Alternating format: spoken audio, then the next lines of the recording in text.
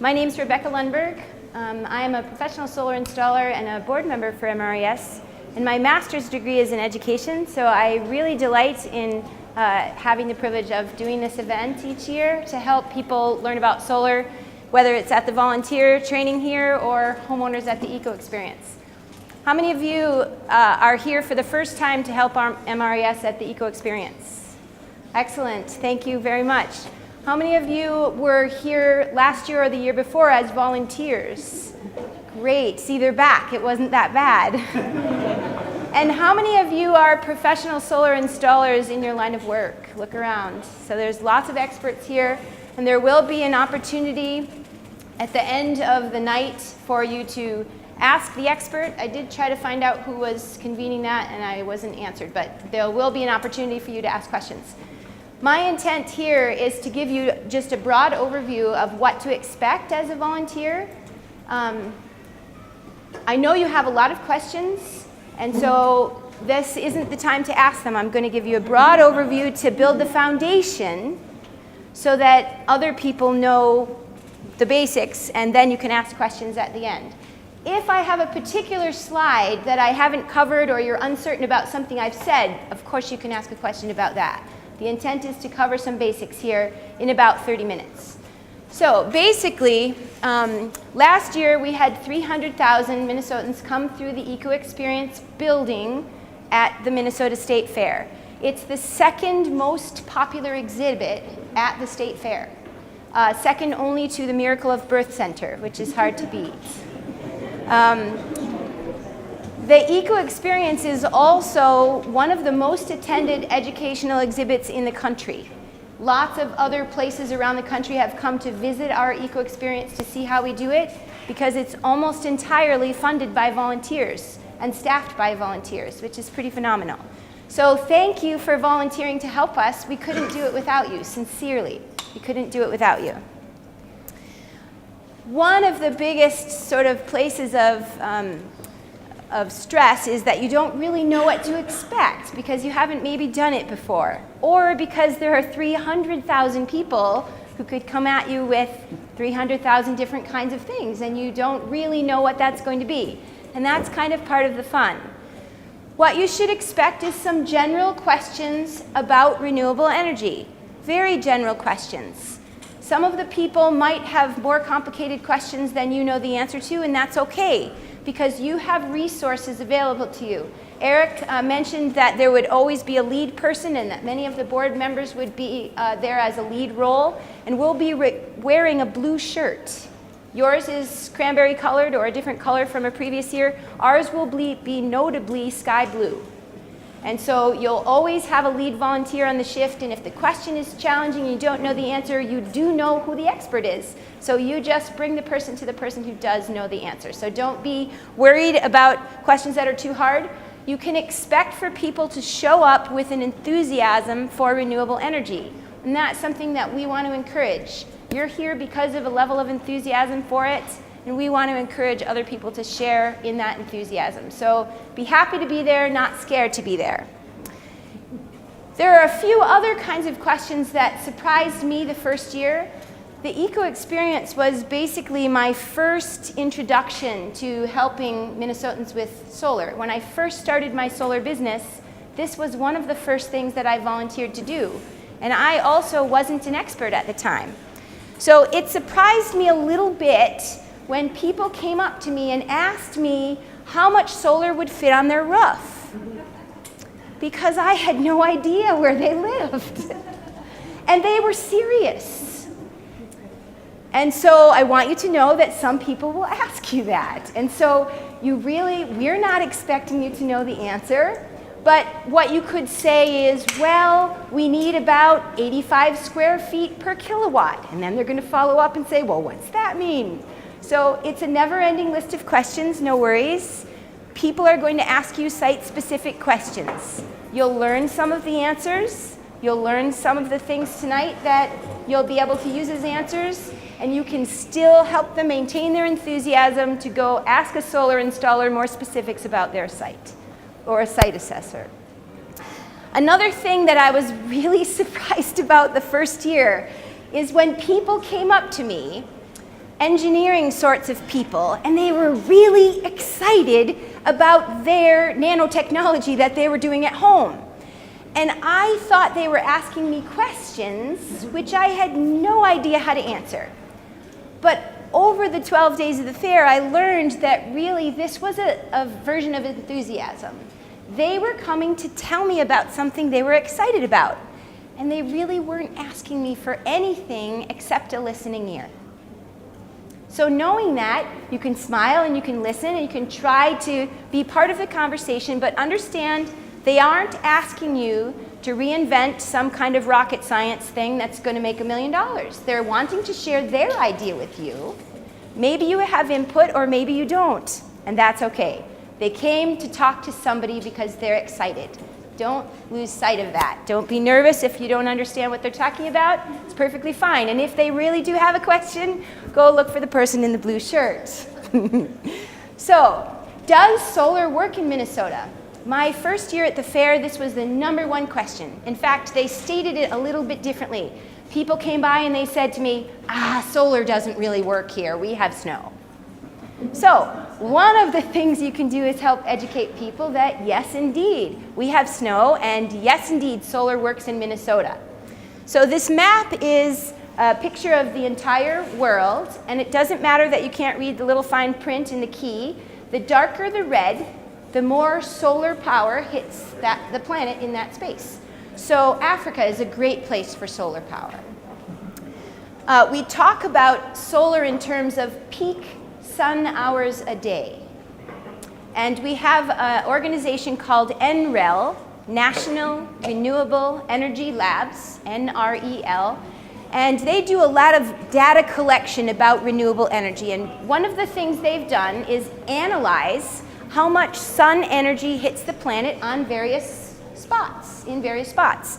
And so they've determined that, for example, Minnesota has 4.6 sun hours a day on average.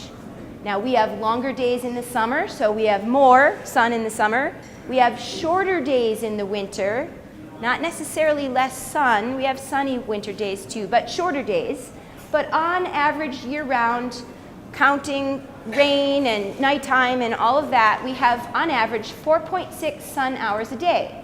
So what does that mean? Well, Germany is the #1 place in the world for installed solar.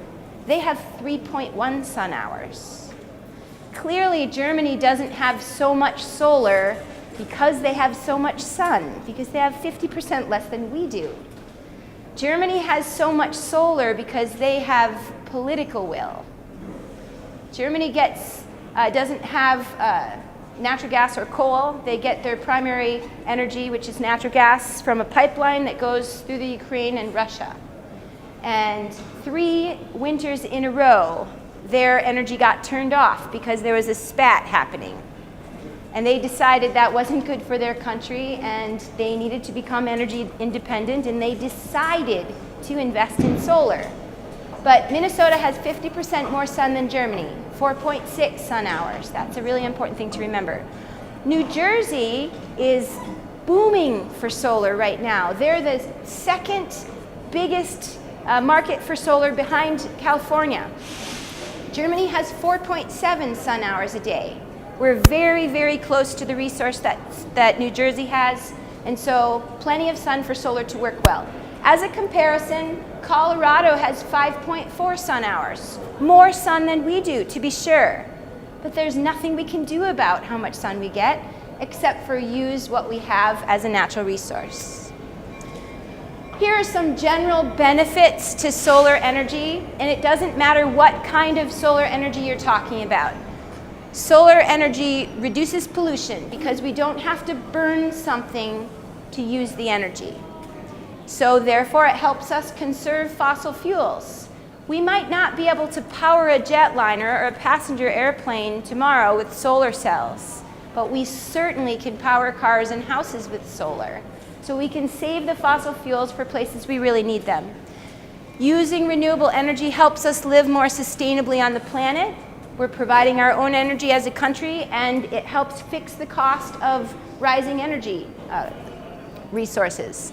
So it helps us save money on our bills. Once the infrastructure is in place, once we've built the solar energy system, it will continue working for many years without us having to keep putting money into it.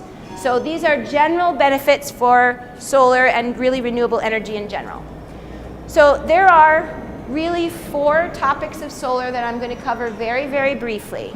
Solar thermal, water heating, which can be used for heating domestic water, which is for laundry and dishes and showers and things like that, and can be used for space heating, radiant floor heat or something like that. Solar thermal water heating. We also have a technology called solar thermal air heating. Solar electric systems. The technical term is photovoltaic. Photo meaning light, voltaic, volt, electricity. Photovoltaic, or PV for short. It's the same thing as solar electric. So just under your breath quietly practice that word, photovoltaic. You're going to need it during the fair. Photovoltaic. It's not really like Greek. It's not that hard. Photovoltaic. And finally, we have something called passive solar, which is not an active solar technology, but I'm going to show you basically what it is in case people refer to it or you're interested in learning more about it. It's using the sun for lighting or heating in a different manner. So I'm not going to cover all the technical details, but you're free to ask us at the end some technical details because there's certainly experts in the room. Solar thermal water heating. There are many ways to do this. In Minnesota, this is a very common way. We've got flat plate collectors or evacuated tube collectors, which are somewhere in the sun. In Minnesota, the sun is on the south side. In the morning, it appears in the east, and it looks like it's moving in the sky and sets in the west. We're moving, though, right? It's not the sun that's moving, but it looks like the sun is moving in the sky. So we call it the sun's path in the sky from east to west, and basically, when we face south, that's the best orientation to get as much solar energy as we can in Minnesota. If you lived in Buenos Aires, the sun would be on the north side. But in Minnesota, it's on the south. So we've got solar collectors, typically 4-foot by 8-foot collectors, 4 inches deep, and they weigh about 120 pounds. And we have them mounted outside somewhere in the sun. Now in Florida, they can route the water directly through the collectors because it isn't going to freeze usually. But in Minnesota, we know it's going to freeze at some point during the year. So we wouldn't want to put water right through the collectors because cracked pipes makes a big mess. So the way we do it in Minnesota oftentimes is a closed loop pressurized system, which I have a diagrammed here. You've got copper piping going through the collectors, coming down to a water storage tank, which is typically in the basement, that has a heat exchange loop. And then that copper pipe goes all the way back up to the collectors. Inside the copper pipe is typically a propylene glycol solution, a kind of antifreeze, food grade antifreeze. They use it in ice cream. The way a heat exchanger works, for those of you that aren't plumbing experts, if I had a piece of copper pipe that was warm and my hands were cold, and I put my hands around the copper pipe, the heat wants to be equalized. So the heat from the pipe would warm my hands until they were both about the same temperature. And that's how a heat exchanger works. We've got a little pump in that system that's going to push the fluid through the pipe. And the black box in the middle of the picture is called a differential controller. It's kind of like the brains in the system. And it compares the temperature at the solar collector to the temperature in the water tank. When it's warmer at the solar collector than in the water tank, the differential controller tells the little pump to turn on, and it pushes the fluid through the collector to get hot, down to the heat exchanger to exchange the heat to the water in the tank, back up to the collector to get hot again, back down to the exchanger to heat the water. And it continues in that closed loop until the tank of water is nearly as hot as the collectors on the roof. And then the differential controller tells the pump to turn off. It's that simple. Yes, it's an active solar system. It's got moving parts. It has a little pump. It's not that complicated. And it's not all about ambient temperature. For example, the water in my storage tank at home is currently 159 degrees, heated from the sun. It wasn't 159 degrees on the roof today, but the heat energy from the sun is captured in those solar collectors and transferred to the water. We don't limit the water temperature usually, not significantly anyway. Your water tank at home is probably set to 120 degrees because you don't need it any hotter and you're using natural gas or electricity to heat it. In my case, I'm using free energy from the sun. I don't want to limit it. I want to get that tank as hot as I can. And then at the top of the tank, there's something called a thermostatic mixing valve, so that when we turn the water on in the bathroom, for example, cold water is added to the hot water before it comes out the tap so that it's not more than 120 degrees, just like at your house. So, solar thermal for heating water. It's fairly simple, not that many moving parts, and you'll be able to basically explain that we've got solar collectors and a heat exchanger. A similar setup is how we heat space, solar thermal water heating. Here's a picture of solar thermal collectors. On the bottom right is solar thermal air heat. It's the it's the only kind of solar collector that's intended to be mounted vertically to the south wall. And solar thermal air heat on that little bungalow in South Minneapolis, mounted vertically on the south wall. On the roof of the bungalow is photovoltaics. I'll explain that in a minute. Solar thermal air heaters work very similarly to solar thermal water heaters, with two exceptions. Three exceptions. Instead of fluid in the collector, we have just air going through the collector. Instead of a pump to push the fluid, we have a fan to push the air. So the differential controller in a solar air heater compares the temperature and pushes air in and out of the collector instead of water. And the third difference is that there isn't any storage set up for most solar air heaters. So it's always considered a supplemental space heating option. It can be the cheapest kind of solar to install and the fastest payback. It can be. That's a more complicated question, and we'll discuss that at another time. Photovoltaics is what most people are asking about right now because there are some rebates and things, and we're becoming a very electric society.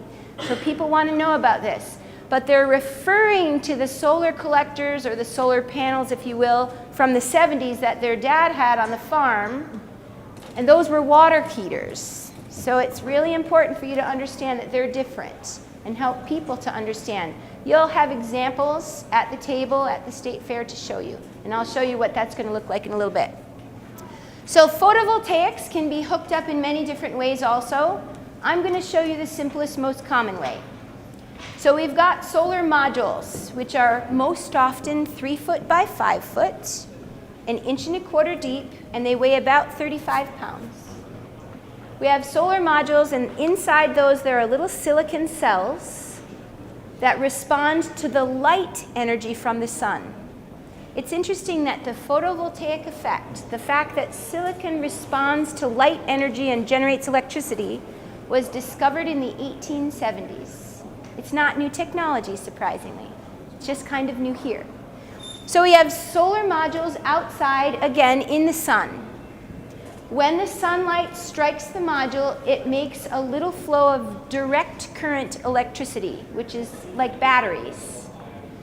So solar installers work with electricians to wire that electricity to a piece of electronics called an inverter, which converts DC, direct current, to alternating current, which is what comes out of the outlets from in our homes and buildings here in Minnesota. So alternating current is then wired to a breaker in your main panel at home. We don't do anything to the way you're connected up to the utility grid. All we do is put solar outside in the sun, hook it up to an inverter, which is about this big, sits on the wall, usually next to the main panel in the basement. which converts DC to AC, and then we wire that to a breaker in your main panel. Just like lights and appliances draw power from a circuit breaker through a circuit breaker, solar power goes through the circuit breaker, but we're feeding power to the breaker in this case. So at my house, I've got solar breakers in my main panel, and even right now, I'm feeding power to the breakers because it's light out.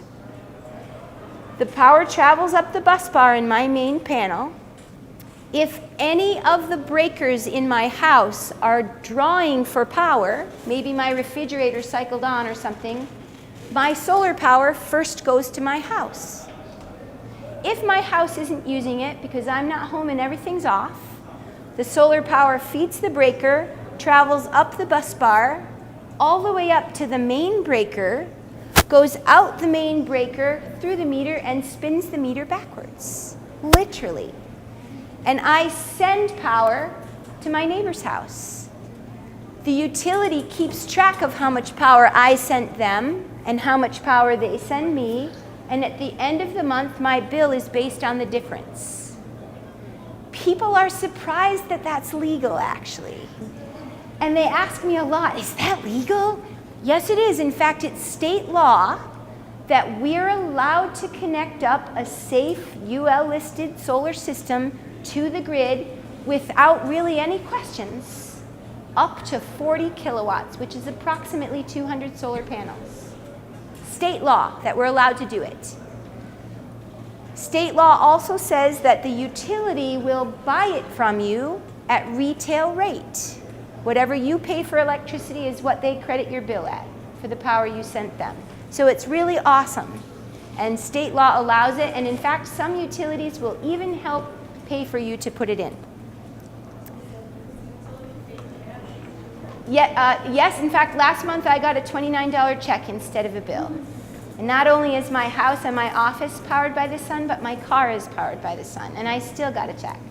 So yes, indeed. It's considered a distributed energy source because we put solar on the building and the neighboring buildings use it. This building has solar on it, this building uses it first, and then the building next door. We don't need high voltage transmission lines to be added. It's using the existing infrastructure. It's pretty awesome. This is called a grid-tied system because it's connected to the utility grid. There are no batteries. In effect, the grid serves as storage for the extra electricity I make during the day, and at nighttime I work off that credit that I earn during the day, and I don't have to maintain a battery bank. One thing that's important to note about this kind of system is that if the grid goes down, I also lose power because I could be feeding power out and electrocute the lineman, which would be bad. So a grid-connected system loses power if the utility grid loses power.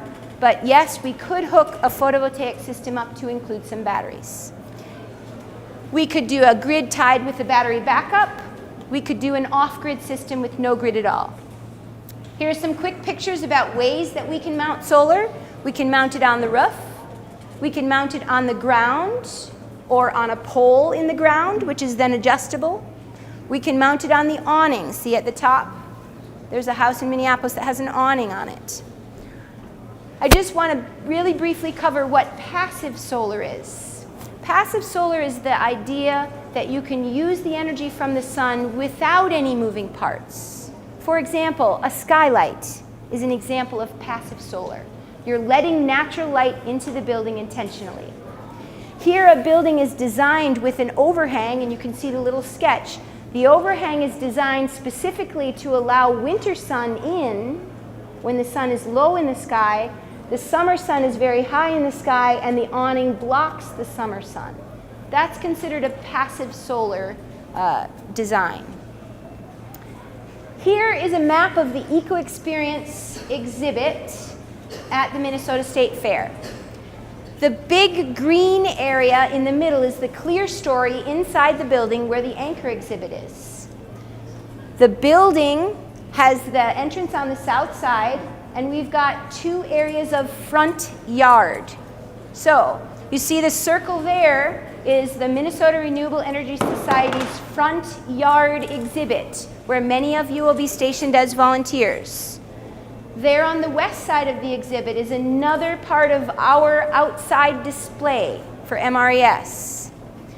Inside the building, just left of the front door, is part of our exhibit inside. And in addition, part of the anchor exhibit, a very small corner this year, has a part called Siting Renewables, where solar is also the main topic. This is a look at the inside area from last year. This year it will be much smaller, but you can see that the tables will be set up, and there'll be stuff on the tables for you to use to point people to help them learn about solar. Here's a close-up shot of the solar thermal on display right there inside at the exhibit. So we've got a small version of evacuated tubes and a small version of a flat plate collector and a small solar air heater. You'll be able to learn about those things. Now, I would encourage you that while it might be easiest to be stationed at a table where you already know the topic, if you're volunteering for more than one shift, it's a perfect opportunity to not be in the same place twice so that you also can learn something new. There's lots of people there to help you learn. This is a picture of last year's eco experience looking at the front yard. Notice we've got solar on a stick behind the light pole. That's a really cool thing to refer to at the State Fair. We've got pole-mounted solar outside in the front yard and lots of other things. This year it will be a little bit different, but not entirely different. We have our solar trailer out there stationed in the front yard, and this is an excellent example of an off-grid solar electric system. It's connected only to solar, a charge controller, an inverter, and batteries. No grid connection. So if someone wants to know about solar at their cabin, this is a good example of what it might look like. Last year at least, we had solar thermal on display, hand washing in the front yard. We had concentrating solar power there in the front yard. Will Steger uses solar on his expedition tent. We had that out in the front yard last year. This year we've got a new part of the exhibit, solar art, solar powered art. And you'll learn all about how the little photovoltaic cells create noise on this metal structure, and it's interactive for the fairgoers. It's very interesting. It was at the Bakken Museum on their Green Energy Art Garden this summer. Also new this year is a tiny house being built as we speak with different examples of solar technology on the tiny house. So lots of different places to be at the solar exhibit at the Eco Experience. When you arrive, the person with the blue shirt is the person you should seek out. They'll ask you about your preference if you're not the last one there, and station you and help you feel comfortable with your surroundings and give you more instructions on what to do. I would encourage you to plan to get there early. There's a lot of people at the State Fair. It takes time to park, it takes time to walk there, but it's a really fun thing to be a part of. Don't let the stress get to you because you're there to have fun. Mostly the people that are going to the fair are there to learn something interesting and not to learn something specific. So don't be worried. There will be lots of people in your shoes doing this for the first time, or experts that are enthusiastic about solar itself. So my time is up, and is Stacy Miller here? So I don't know if we're going to take questions now or move on. Eric, are we moving on? Okay. Okay. So does anybody have any general questions for the good of the audience? Yes? Yeah, in a residential setting, do you need to add structural support to a roof to put in solar water? Okay, so that's a good question. Do we need to add structural support to the roof to put in solar in general? Well, no, just the water. Yeah, but I'll just tell you in general because it's the same answer. Solar water heating systems add about 5 pounds per square foot to the roof, and solar electric systems add 2.7 pounds to 4.6 pounds per square foot, depending on the panel. And so the answer is you don't usually have to do anything to the structure itself. Most often, if you have either a manufactured truss that's 24 inches on center, 2x4, or a hand frame rafter and beam that's at least 16 inches on center, you don't have to do anything to reinforce the roof most often, because it's not a significant dead load. And at least if it's parallel to the roof surface, it really isn't increasing the wind load at all. Now, if you have an east-west facing roof and you're going to tip your collectors up to face them south, that's a different question and might require a structural engineer to do a little analysis and determine whether it needs beefing up or not. Any other general question? Yes? The solar water panels that you were talking about, how well do they heat in the winter? You were talking about your little differential. Yep. You were talking about how your temperature of your water right now is at 159 degrees in the summer. Yep. Because that question was asked a lot. It's a very good question. I get 75 to 100% of my domestic hot water from my solar collectors year round. The 75% is winter, so I need a backup sometimes in winter. And in the summertime, I actually turn my backup off from March to October because I don't need it to come on, and it's unnecessary for it to even be there. So 50 to 75% is a cautious, if they're in the sun, a cautious estimate for how much of domestic water heating you can get from your solar collectors. Very good question. Yes? Can I just add to that? The system on top of the St. Paul Convention Center, the Excel Energy Center, the hot water system there in January and February this last year was getting, keeping in mind it's a commercial system, not residential, was getting water to 210 degrees in January and February. Yep.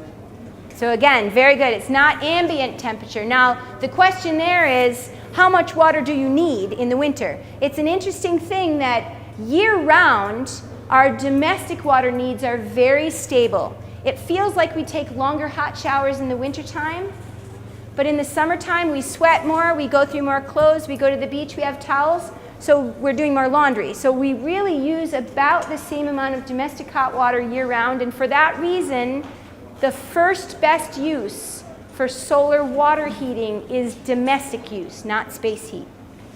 If we're going to heat space, we want the collectors to be mounted more vertical, 60 degrees to take advantage of winter sun, but now we have a whole bunch of collectors heating space in the winter, and we don't want the heat in the summer. So we have to either find another place to use it, like heat a swimming pool, or dump the heat somewhere. And anytime you're dumping energy, you're not getting the most efficient use for it. So we need heat when our days are the shortest and our sun resource is lowest. So we first direct people towards a domestic hot water system, and only after that to a water space heating system. Good question. Did you have another one? What's kind of a ballpark price for PV? Yep, I think we're going to cover price separately, either at the end or with the discussion about incentives. It's a very important question, and we won't leave here without discussing it. Another winter question, because that's what I got a lot of last year. Again, whether you have photovoltaics or you have another roof-mounted system, snow. I knew you were going to say that. So yes, we have snow in Minnesota. And once you have solar panels on your roof, yes, the snow is going to fall on the solar panels. So the question is, how quickly will the snow come off the solar panels? And the answer is, it depends. If they're in the sun, and the sun comes out shortly after it snows, as soon as the photons get through to the glass heats up and the snow can slide off. Now, how quickly? It depends on the pitch of the roof. It depends. Yes, it will shed off. On the other hand, if it snows 29 out of 31 days in January, it might not shed off. Here's something interesting to know. If we were to pretend that the solar panels were covered with snow all of December and all of January, we couldn't get any energy out of them, we would lose about 5% of our annual energy production because the days are so short. So in the scheme of things, it's not a horrible thing. We do have snow in Minnesota. Nobody likes to see solar panels covered in snow, of course, but it's part of our reality, so we want to mount them in the sun, shade-free position facing south if it's possible. It's a very good question. The other thing people ask us about is hail, just to piggyback on that, very common question. Solar panels are meant to be outside. They have a warranted life of 20 to 30 years depending on the product. They're meant to be outside. They're tested as part of their UL testing to handle the impact of a 1 1/4 inch ice ball shot out of a cannon at 56 miles an hour. They're meant to be outside. That being said, hail could hit it just right and shatter the tempered glass. Windows could shatter from a hailstorm, couldn't they? They don't usually, but they could. They're glass. In which case it's notable damage, notable storm damage, and insurance covers it like anything. Solar panels are much more durable than a typical asphalt shingle roof. Yep. I only saw one website, that was for the solar tour. So against MREC for further information. Yep. Was it mnrenewables.org? That's exactly right. mnrenewables.org is the Minnesota Renewable Energy Society website. Many people call us MRES for short. We are the local chapter of the American Solar Energy Society. So there are chapters in many states. If a person wants to find out about their local chapter, they can look that up online as well, American Solar Energy Society. So mnrenewables.org is the MRES website, and there are lots of links and information about our events and things like that on the website, and classes, details about the classes and the solar tour also.